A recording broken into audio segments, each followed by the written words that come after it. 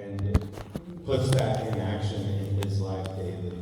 So Rolando is going to share his testimony with us. So if you guys could give him a round of applause.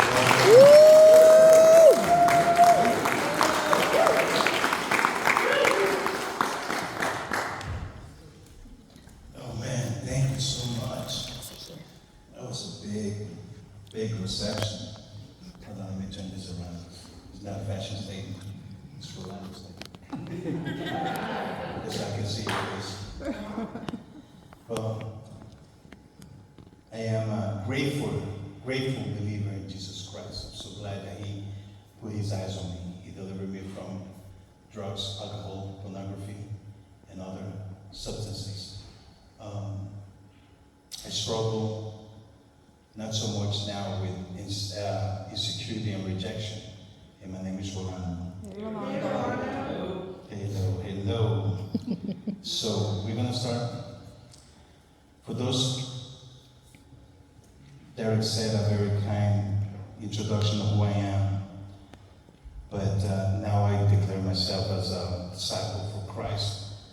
I walk for Him, I live for Him, and I definitely will die for Him any day.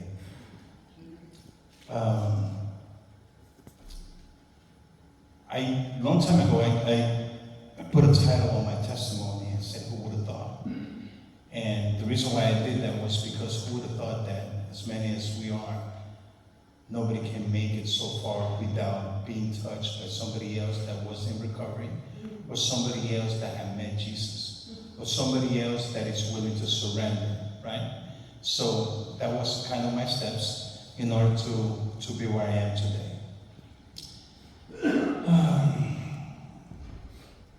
Man, every time that we hear a testimony from anybody, it kind of touches our heart because it's in a position that we are very vulnerable. We are very sensitive on that topic because not a lot of people will touch that without scratching it and make you itch and make you feel uncomfortable. But once we go over the following step, it will be so normal that all the glory that we're going to live is going to be for Jesus, not for us anymore. I used to remember when I first got here and I opened up my heart. It was very hard for me to completely tell everybody how I was doing and where I was coming from. But then it got easier because I understood that it wasn't for me. That shame was already taken from me. That guilt was already gone. I no longer have any of those, thanks for the mercy of Christ. And I have to speak out for others to believe that this is the only way for your sanity, for your mind to get right, for your life to get right.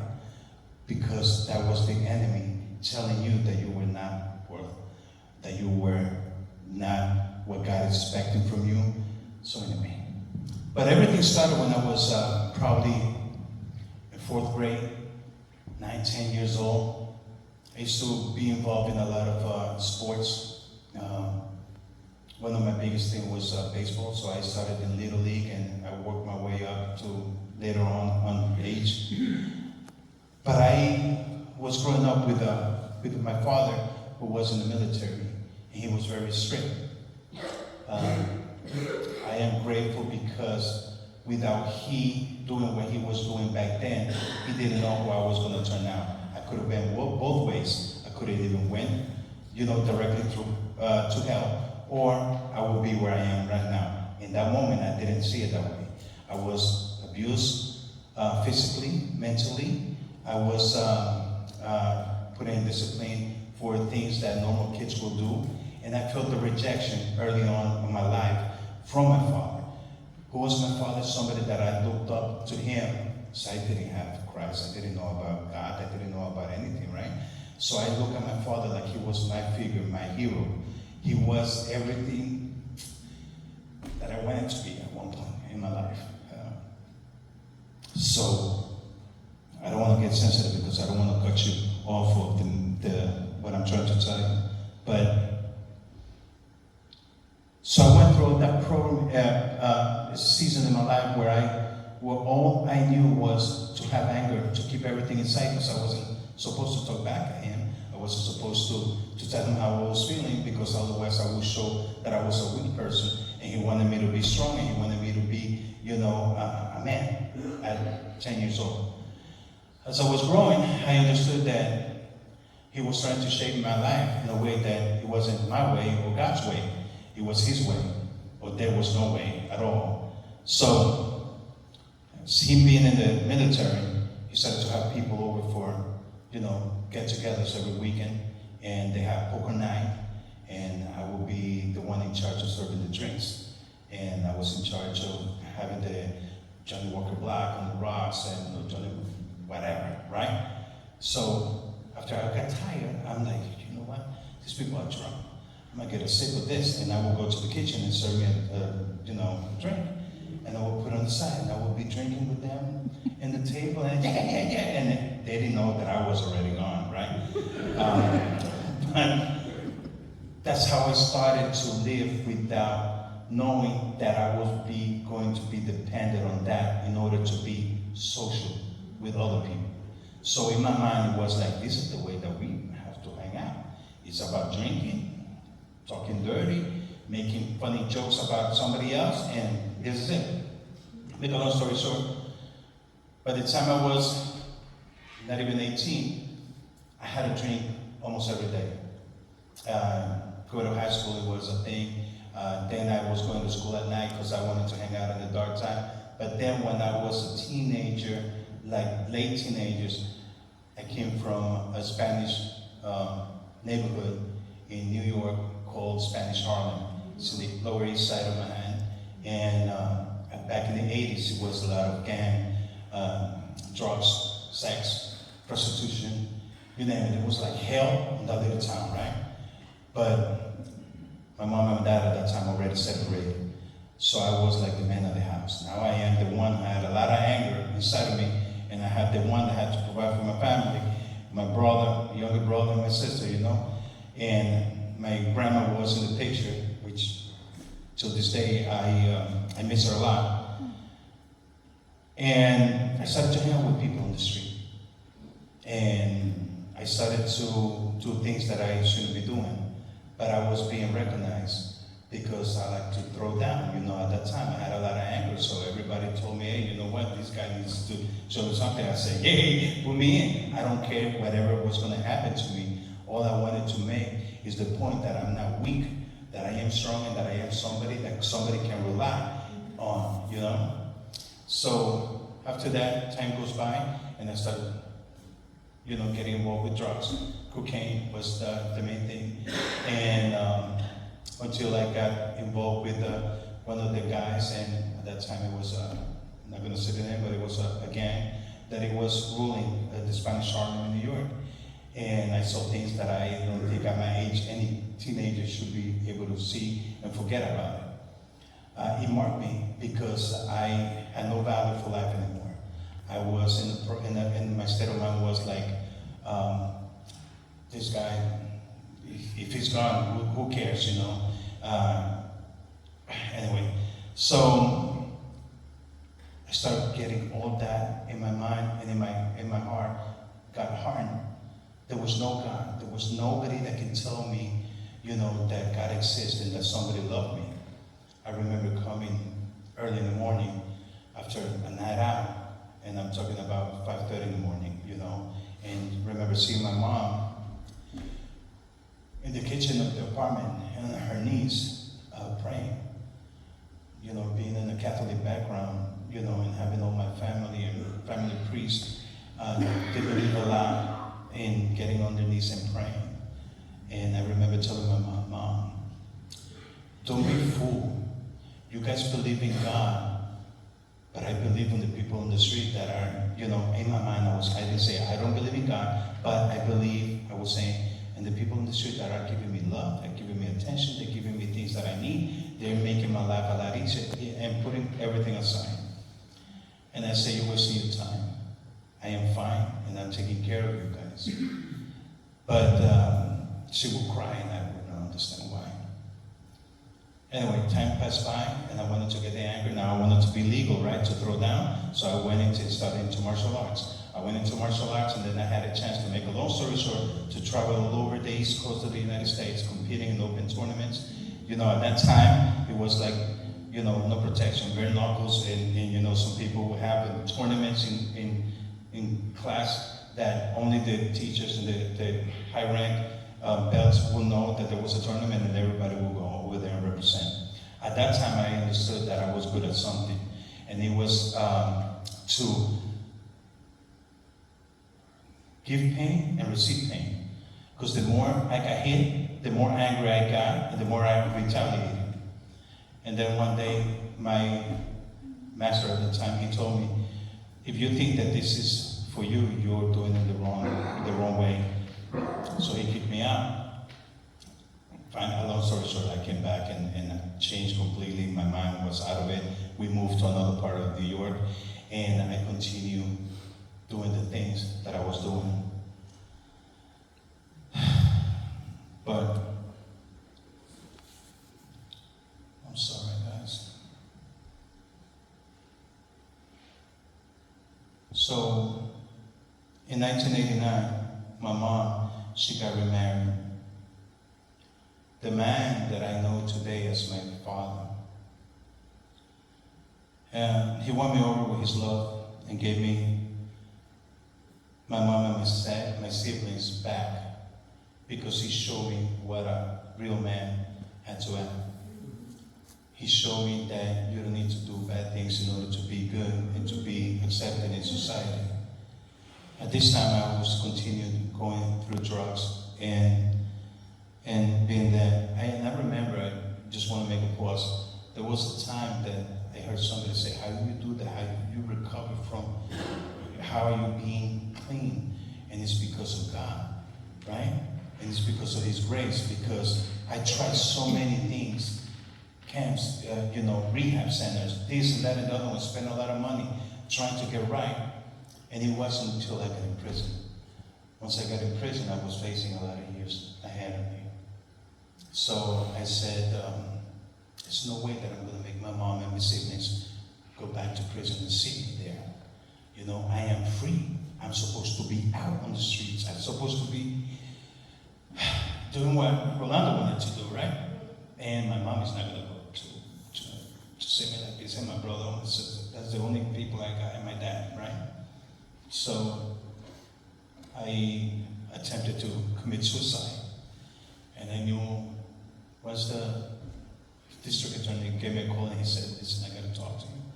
I said, is it good news or bad news? I just wanted to hear something. Because if it was a bad news, I knew exactly where I was going to go and kill myself, and, before the court date. But he said, just come on. And as I'm driving, I remember I was passing by the place that I already decided that I was, and something stopped me. And for some reason, I could not slow down the car, man. I couldn't slow down the car enough to go forward with my plan. But that's what it was, my plan. It wasn't God's plan, right? So I give him a call and I say, I'm coming in. And I went, and he told me, bro, I don't know what happened. This lady never throws anything down, any paper down, but the time that you were going to serve, she just dropped everything, and now you're going to have to go through classes and stuff like that. A little bit of jail time, community service after that, a couple of years probation, whatever, right? So I said, let's see what happens. At least I'm still thinking that I don't want to go through all of that. It's a lot of money, man. This for that, and court fees, and then the lawyer, there was another, We're not talking about peanuts, right? We're talking about thousands of dollars. And as I'm coming close, I started to work on everything. But during the time when I was doing jail time, for a little bit, I remember it was late. I don't know what time it was. I remember it was time for everybody to go to sleep. And I was sitting down by the door, and it was cold. And I'm like, you know what? I remember. And I said, if you exist, man, if you really exist, like my mom used to try to tell me that you exist, I'll tell you something. I get out of here because of you, and the rest of my life I will serve you and I will follow you. Bro, I thought I was just talking, right? But it was my last hope. I was like, I mean, if there's somebody that's going to hear me, it's got to be him, right? Because I'm talking to nobody. These guys over here, I mean, as much respect that I have for them, and I know that we were teammates, right? In a way, I don't want to show them where I was coming from, and tell them, I'm starting to believe in God, and you know, no. So I kept it to myself. Man, it's not even half an hour that passed by that I heard a knock and the keys, and whoever been in jail, they know that sound of the keys and the door that is so heavy that, you know, it wakes everybody up, you know. And say, they call my last name, and I come out, and they say, hey, you know what, we are releasing you, whatever, for now. And I come out of there, and I said, wow, that was a quick answer, man. Quicker than. Sometimes my mom will return my call, right? It was like right there. And I'm like, God, for real? What am I going to do now? What church am I going to go? I said, hey. So I started to get together with people that will lead me to the right place. But I didn't know that the right place, there's never a right place. The right place is in your mind. You're willing to get help. They're willing to be helped. They're willing to leave everything behind. And your word. You said to somebody, I grew up, that if you say you were going to be there, you are going to be there. If you say you were going to do something, you do something. If you say that whatever you say, your word is like a credit card, man, is your record. People will know if you're a liar, if you're true, if you are not. So I'm like, oh, I don't know what I'm doing, but I'm going forward, right? So anyway, to make a long story short, I pulled back. I got into church. I went to a church, and there was, somebody speaker, and he said, I'm going to speak over life to somebody over here, and I was in the back of the room, all the way in the back, and I remember, if you believe that God wants to tell you something, just lift your hand. And for some reason, I started to walk to the front, and it was full of people, like the whole area was full of people, right? And I'm like, I don't know where to go, so I stand right in front, and I lift up my hands, and I said, look, I spoke to you a couple of days ago, and I told you that I was going to serve you. And as soon as I'm saying that, I feel his hand in my stomach. And the voice of the speaker was saying, speak to him because he's listening to you. And I'm like, bro, I saw these people shaking and trembling, and I'm like, yo, they're just making a front. That thing is not for real. That thing is not for real. I'm thinking this in the back of the room, right? And I'm like, yo, there's a good actors over here. I bet you they're getting paid. I wonder how much they're getting paid, right? In the middle of everything. And I'm like, so when I come to the front, and I said, going like that, and I lift up my hand, and I said, the only thing that was coming out of my mouth was, I want to serve you, I want to serve you. He's like, talk to him. I didn't know what else to say, but that was what's coming out. I want to serve you, right? So I started to feel this burn, this fire from the bottom of my feet that was coming all the way up through my legs. And I thought I was dreaming or something, right? But I kept saying, I want to serve you. And I'm going, I want to serve you, I want to serve you. And I start shaking, and then my hands start shaking. I'm like, oh man, I'm just like, all of these people over here. But in the meantime, I was like, the Holy Spirit just came and tried and to tell me, I am here, and this is going to be your walk from now on.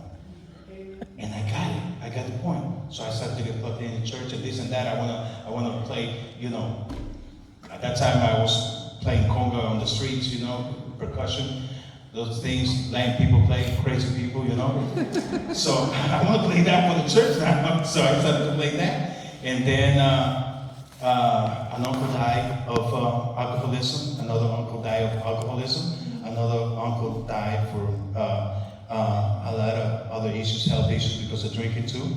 So I'm thinking, man, I got a chance to be alive, because I used to drink with those folks, and now I got a chance, I'm still here.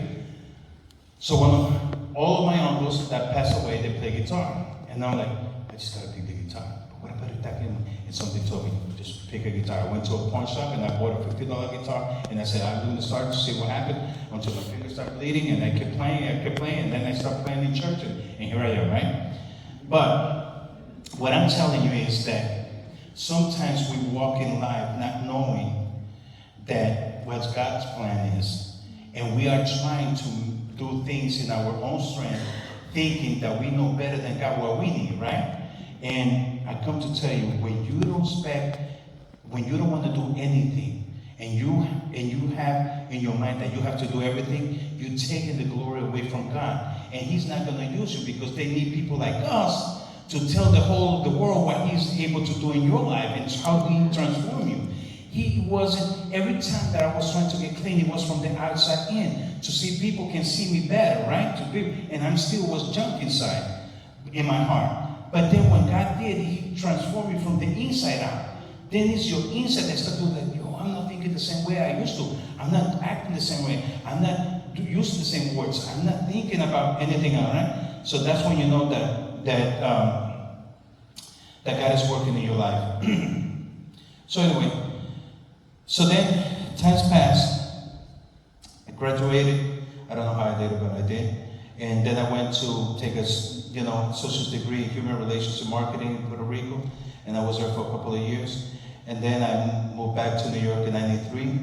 And then my grandmother died in 96. And I was very close to her. That death affected my life completely. And at that time, I even thought that I had to go back, into drugs and stuff and alcohol to ease the pain. But anyway, I'm going to fast forward that because at this point, Corinthians 1:27-28 says, instead of God choosing things of the world, considers foolish in order to shame those who think they are wise, and choose things that are powerless to shame those who are powerful. The 28 says, God chose things despised by the world, things counted as nothing at all, and used them to bring to nothing what the world considers important.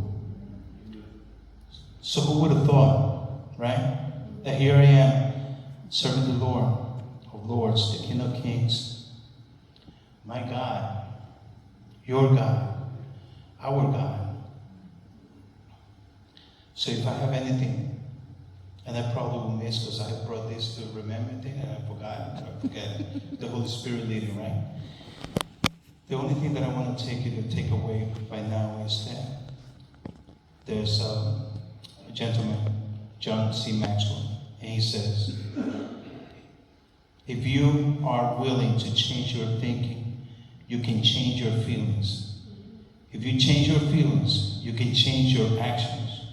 And changing your actions based in good thinking can change your life. Listen, guys, there's one last thing that I want to tell you. I am honored and blessed that God put me in recovery life. I see and I have heard of the pain that all of you have. And you're not alone, man. You're not alone. God bless you all. I pray for your life every single day, every single week. And I love you guys. So till next time, till next Tuesday.